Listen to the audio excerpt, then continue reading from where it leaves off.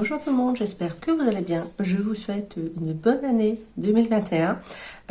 J'ai pas encore tourné de vidéo, je n'en ai pas encore mis en ligne. C'est la méchante. Donc là, je vous retrouve pour faire un petit point sur l'année 2020 et vous présenter un peu mes objectifs, lecture et autres pour 2021. Donc l'année 2020 a été pour moi une année de formation, comme vous le savez si vous m'avez suivi, si vous me suivez depuis un petit moment. J'étais en formation d'auxiliaire de puériculture, j'ai été diplômée donc le 4 décembre et j'ai enchaîné le travail. Donc là je suis en poste actuellement pour un remplacement de congé maternité, ce qui fait qu'il faut que je trouve le temps de concilier le travail, la chaîne, les enfants. Voilà, donc je vais trouver mon rythme, il faut juste me laisser le temps, on va y arriver. En 2020, je m'étais pas fixé spécialement d'objectifs, sachant que je savais qu'avec la formation, ça allait être un peu compliqué de bouquiner, que j'aurais certainement j'allais avoir des cours à faire à la maison, etc. Donc mes révisions et tout. Donc je m'étais dit, c'est pas grave, pas d'objectif, tu lis ce que tu peux, et puis voilà. On va dire c'est une année off en termes de défis, en termes de défis de quantité de livres à lire. En 2019, j'avais lu 152 livres, je crois. Et là, en 2020, j'en ai lu 89. Voilà. Donc, j'ai pas atteint la barre des 100, mais c'est pas grave. Enfin, franchement, comme je vous disais, cette année, c'était vraiment... De toute façon, je pense que l'année 2020 a été un peu compliquée pour tout le monde. Donc pour ma part, il y avait la formation, il y a eu le confinement, comme tout le monde, où j'ai été confinée donc avec mes enfants à faire mes cours derrière l'ordinateur. Voilà. Donc, comment vous dire que ça n'a pas forcément été super efficace avec David qui m'interrompait toutes les 3 minutes pour me dire « Maman truc, maman bidule, maman machin ». Alors pour réviser, pour lire les cours, c'était pas évident. Arrivé à un moment, j'avais même décidé de me réveiller plus tôt, rester dans ma chambre pour faire mes cours de la veille le matin. Et ensuite, je passais la journée à m'occuper de David. Quand il était un peu en autonomie, etc., je reprenais mes cours et sinon, je rebossais le soir, quand il était couché. Parce qu'en fait, je me sentais pas spécialement avec lui tout le temps, dans les jambes. Ça a été très compliqué pour mes révisions, pour la validation de mes examens. Pareil, parce qu'elle était toujours là, voilà, pas d'école, donc il faut l'occuper, sauf que l'enfant de 4 ans et demi à l'époque, pour s'occuper, c'est pas forcément très évident. À 5 ans maintenant, c'est toujours pas mieux. Mais voilà, donc il avait vraiment besoin d'avoir toujours des activités de proposer. Et c'est pas toujours évident quand nous, on essaie de valider une formation. Bref, donc ça l'a fait, j'ai eu ma formation, mais le fait de devoir faire les cours, avoir les enfants à la maison, bon, je compte pas Noémie, parce que Noémie, elle est en totale autonomie, bien que de temps en temps, elle a quand même eu besoin d'aide pour ses cours, mais ça n'a pas aidé pour lire. Voilà le résumé de l'année 2020, entre les cours et les enfants, la lecture, elle n'a pas été très efficace. J'ai lu donc un total de 34 153 pages. J'ai ma petite feuille, comme d'habitude. C'est jamais là. Donc voilà, le plus de livres que j'ai lu, c'est au mois de juin, où j'ai lu 13 livres. Et le moins de livres que j'ai lu, c'est au mois de mai, où j'en ai lu 4. Pourtant, le mois de mai, c'est le mois de la fantaisie, c'est le mois que j'adore. Mais je pense que c'est parce que ça a coïncidé avec la fin du confinement et le début de mon stage, en fait. Donc j'étais en stage toute la journée. Et le soir, je rentrais à la maison et les enfants étaient là. Et Noémie, qui avait gardé son petit frère toute la journée parce qu'eux n'avaient pas repris l'école, elle avait besoin de... Donc c'était moi qui prenais le relais. Ce qui fait que après j'étais crevée, je dormais. Le lendemain, je repartais en stage. Et je pense qu'en fait, j'ai quasiment pas lu puisque j'étais fatiguée. Voilà, surchargée, fatiguée. Donc c'est le mois où j'ai lu le moins de livres. Par contre, le mois où j'ai lu le plus de pages, c'était au mois d'avril. Donc je n'avais lu que 9 livres, mais c'est plus de pages qu'au mois de juin où j'en ai lu 13. À le comprendre. C'est pas grave. J'ai eu pas mal de bonnes lectures cette année. J'ai compté 20 bonnes lectures et 10 lectures un peu entre deux. C'est pas des lectures mauvaises, mais c'est des lectures où je m'attendais à autre chose en prenant le livre et que voilà, j'étais un petit peu déçue. Je vais pas vous faire le résumé ici des bonnes lectures, des mauvaises lectures, enfin des moins bonnes lectures, parce que je pense que sinon la vidéo va durer 3 plombes. Si ça vous intéresse que je vous fasse une vidéo spécialement sur mes meilleures lectures 2020 et mon top et flop, on va dire, 2020, n'hésitez pas à me laisser un commentaire. Et puis comme ça, je vous tournerai une vidéo et je la posterai. Voilà. Si vous n'en ressentez pas l'envie, eh ben, je ne tournerai pas de vidéo. Voilà. En tout cas, pas sur ce sujet. Donc, pareil, en 2020, j'avais un cahier de lecture que j'avais acheté sur Amazon et qui, au final, ne me convient pas spécialement. Oui, voilà. Je teste et ça ne va toujours pas. Donc, j'ai décidé de repartir sur un carnet moi-même. Voilà. Donc, c'est un carnet que j'ai acheté chez Action avec des pages noires. Voilà. Et pour écrire dedans, je me suis acheté sur Amazon ces feutres métallisés. Comme ça, moi, je peux écrire sur du noir et ça se voit. Donc, voilà, le carnet, genre, chez Action, 1,50 €. Et ça, je crois qu'ils étaient à 5 € sur Amazon. Donc, ça me revient pas trop cher. Et de toute façon, c'est jamais perdu des feutres comme ça. Au pire, si l'année prochaine, je veux plus un cahier noir, et ben ça servira pour les enfants. Voilà. On ne perd rien, on utilise. Donc, dans ce carnet, j'ai mis... Je vais vous montrer. Hein. Donc, ma petite page de présentation, voilà, avec le défi lecture. Donc, je vous disais, j'ai été interrompue, j'ai eu un appel. Évidemment, je ne peux pas tourner une vidéo sans avoir un appel. Donc, je refais cette année le défi lecture, comme tous les ans. Désolée. Donc, l'année dernière, j'avais fait ma vidéo, elle n'a aucun sens. C'est pas grave, on va y arriver. J'espère que vous allez réussir aussi, parce que même moi, je me suis perdue. Donc, l'année dernière, j'ai participé au défi lecture 2020, comme depuis quelques années. J'ai réussi à remplir 80 catégories sur 100. Donc c'est quand même pas mal, sachant que j'ai lu 89 livres, ça veut dire qu'il y en a que 9 qui étaient hors catégorie. Je trouve que c'est quand même pas mal. Cette année, j'ai décidé de réitérer l'aventure avec le défilé de lecture 2021. Donc c'est un défi lecture, si vous ne le savez pas, que vous pouvez retrouver sur Facebook. Donc vous marquez défi lecture 2021, tout simplement, c'est un groupe Facebook qui vous propose 100 catégories. Et un livre remplit une catégorie. Et le but, c'est d'essayer d'en remplir le plus possible. Après, il n'y a pas de challenge. Il n'y a pas de... C'est un groupe bienveillant où chacun lit comme il peut. Chacun lit à son rythme. Et il y a des personnes qui lisent 10 livres. Il y a des personnes qui font 2 fois le défi, qui en lisent 250. Voilà, chacun lit comme il peut. Chacun lit à son rythme. Le but, c'est de faire découvrir nos lectures, de voir les lectures des autres personnes, de voir dans quelle catégorie elles les placent, ce qui peut nous permettre, nous aussi, de trouver dans quelle catégorie on peut placer les nôtres. Voilà, donc je refais ce défi cette année, sachant que je ne me mets pas de pression. Je vais lire les livres qui me font envie et je remplirai les catégories par rapport aux livres que j'ai lus. Si ça rentre, c'est bien. Si ça rentre pas, bah, tant pis. Sachant que j'ai quand même... Donc j'ai imprimé les défis lecture, forcément vous connaissez. Voilà, j'ai imprimé mon défi lecture. Et je peux vous dire qu'il y a 10 catégories qui sont pré-remplies pour Anne Robillard. Voilà, donc vous savez mon amour pour cette autrice, Anne Robillard, qui est autrice de livres fantastiques, fantasy, voilà, SFFF, voilà, on va aller plus vite, on va dire SFFF. Et en ce moment, je suis en train de lire le tome 7 des Héritiers d'Ankh-Djem. J'avance, tout doucement, mais j'avance. Mais je suis encore bien dans la bourre dans ces sagas, donc ce serait peut-être bien que je me mette un coup de pied au cul. Donc, il y a 10 catégories dans lesquelles je peux faire entrer des livres de Anne Robillard. Donc déjà, je suis très contente parce que pour une fois, les livres que je vais lire de cette autrice rentreront dans des catégories. Wouhou! On est joie. Bref, donc...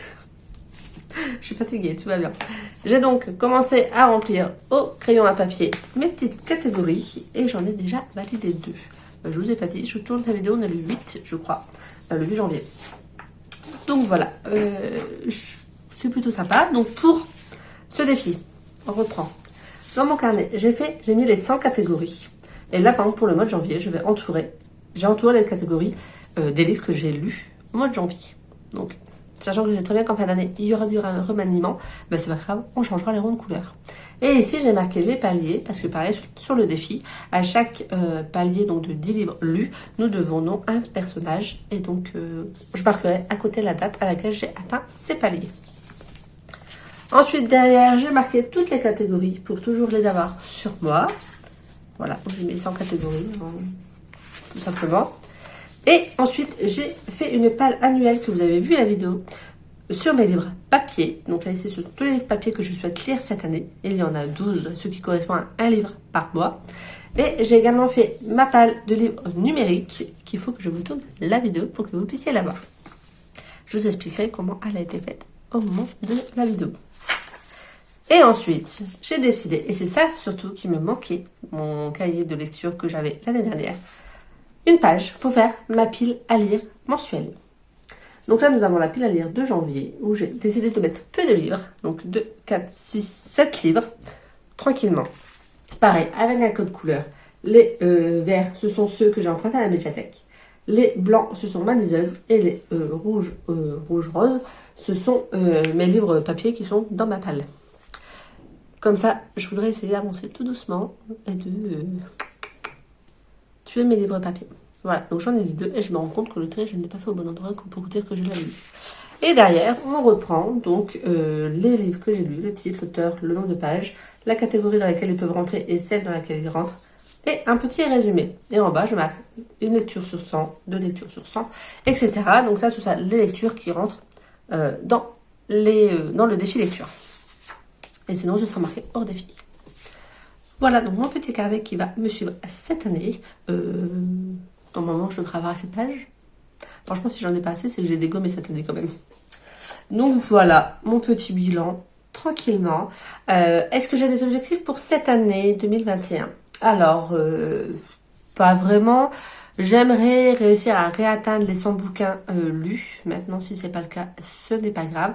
Le but, c'est d'essayer de dégommer ma palle. J'aimerais bien essayer de lire ces livres-là en priorité parce qu'il y en a pas mal qui traînent depuis un moment et que j'aimerais lire. Donc j'avance tout doucement, mais voilà, ce serait quand même bien de réussir à en lire le plus possible ici avant d'aller à la médiathèque les chercher. Et c'est bien pour cela que je me suis fait une pile à lire. Une pile à lire. C'est logique, une pile à lire.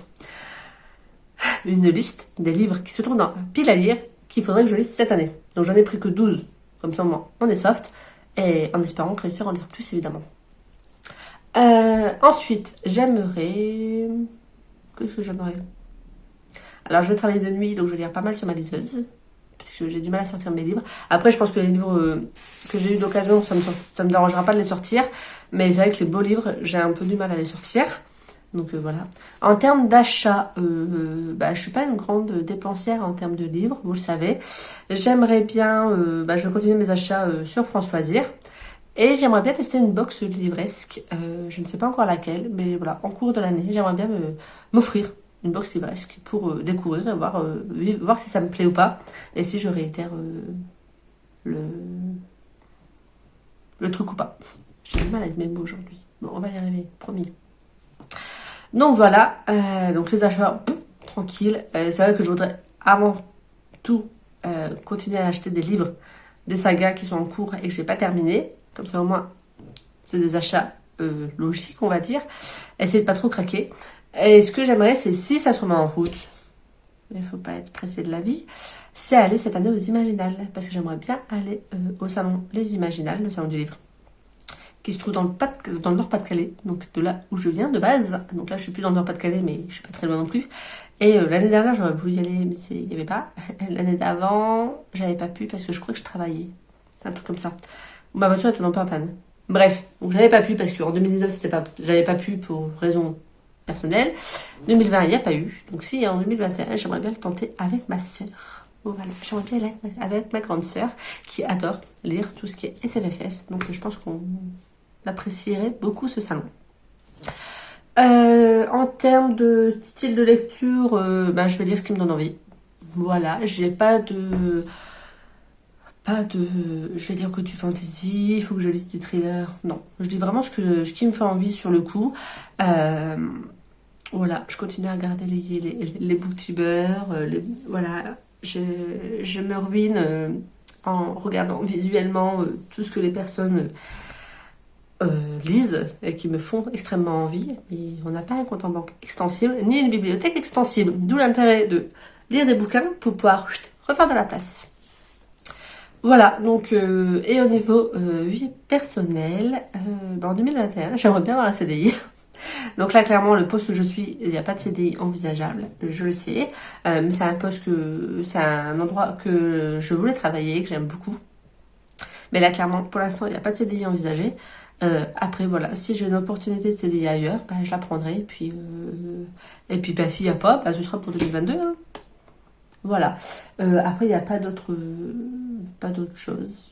Si j'arrive à perdre du poids, ce serait bien. Mais bon, clairement, j'aime trop la bouffe. Donc, on verra si un jour je me motive un peu. Ouais. Sinon, pas de changement de voiture, pas de changement de logement de prévu là, parce que tant que j'ai pas de CDI, ça va être compliqué d'avoir un crédit maison et de pouvoir acheter une maison.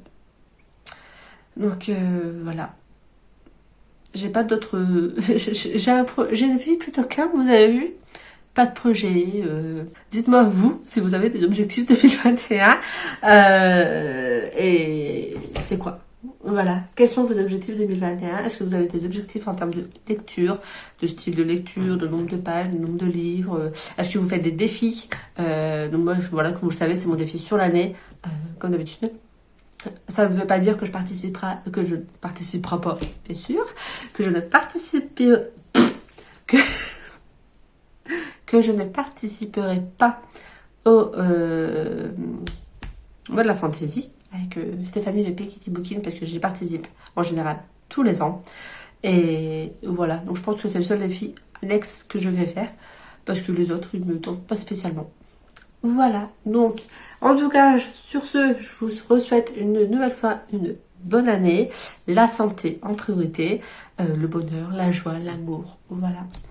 Et puis, je vais enchaîner une autre vidéo. Il faut, hein. Vous savez, si vous voulez des vidéos, il faut que j'enchaîne. Donc voilà, donc j'espère que cette vidéo vous aura plu. Je vous invite à mettre un pouce en l'air, un petit commentaire. Et puis voilà. Ne partez pas. Ce que je vous ai pas dit, c'est que je voudrais changer le nom de ma chaîne YouTube. Ouais, parce que les petits doigts d'Angèle, je trouve que ça me correspond plus spécialement, puisque avant j'avais mis ce nom de chaîne, puisque je faisais essentiellement du killing sur cette chaîne, des activités manuelles, ce qui a beaucoup évolué. Là, je suis plus dans les lectures, et donc je voudrais mettre un nom de chaîne qui correspond plus à ce que je fais actuellement. Donc, donc avec les lectures, mais qui ne mettent pas totalement de côté tout ce qui est activité créative, puisque voilà, j'espère avoir le temps de m'y remettre et de pour vous reproposer des vidéos d'activités manuelles. Donc je voudrais trouver un nom de chaîne qui lie les deux. Donc si vous avez des petites idées, mettez-les en barre d'infos parce que je suis un peu perdue. Voilà, donc sur ce, je vous laisse pour de bon et j'espère que cette vidéo vous a plu et je vous dis à très bientôt pour une autre vidéo. Bye!